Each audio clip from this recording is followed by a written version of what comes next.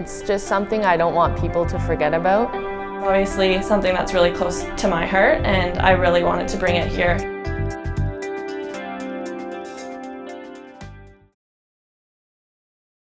So Daron was a 14-year-old girl who was from Ottawa, and she took her own life back in 2010. It was very unexpected for everyone within the whole entire Ottawa community, and especially within our hockey association. I couldn't believe it at all. I didn't even know what to say. I was so speechless. Like, I didn't even start crying just because I couldn't believe it. Like, it felt so surreal. Her family decided to speak about the situation, sort of with hopes that we would raise awareness for youth mental health.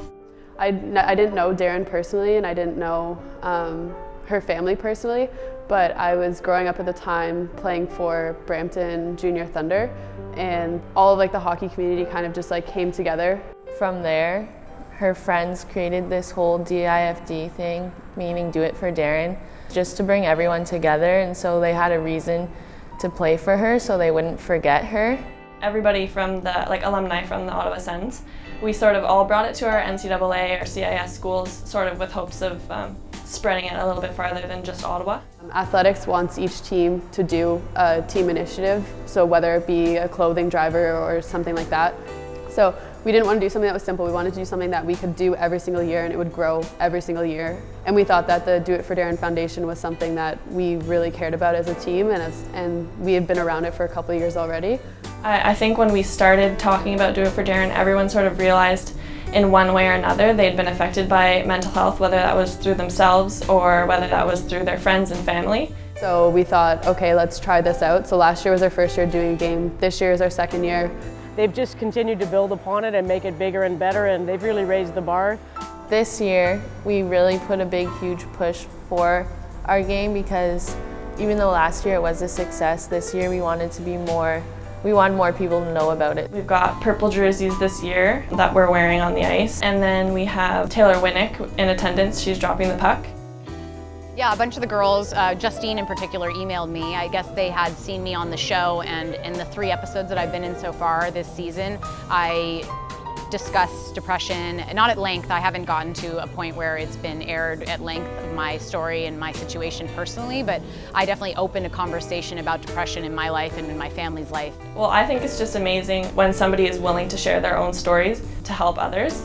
So when we contacted her and she was very excited to work with us, that was pretty awesome. She was incredibly down to earth and honest and vulnerable to tell her story. And I think, with mental illness and people who suffer from it, it takes some courage to ask for help. I mean, I'm really proud of the whole thing because when the TV show came to me and asked me if I would want to be a part of it, one of the first things I asked is if I could have a platform to speak my mind and talk about issues that matter to me. And one of the more important things was being able to speak about depression because I find a huge value in the awareness factor of mental illness. It's really cool to have someone as big as that on national TV. So that means DIFD is going to be seen by millions of people. They've done a really good job organizing all of this, the fact that they've gotten a lot of people and fans to come join in and partake and care about their issue. I think they're doing a really good job getting people to listen and want to know what they're doing.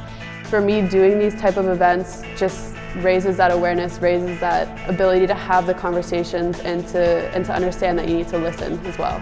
A lot of fun just seeing something start out so small and then realizing how much we can change. It's just important in general to erase that stigma and inspire conversation so that people don't ever feel like they're alone.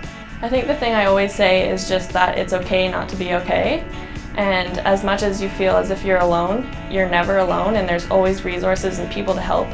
Be open and know that people aren't judging you, and the sooner you come out and talk about what you're feeling, the sooner you'll start to feel better and have that conversation as best as you can. And if you don't feel comfortable with it in person, go online to websites like Do It for Daron or other websites that have an option to call someone or to just anonymously talk to someone about it, because it will help with everything and it will make you feel better and make you feel like you're not alone.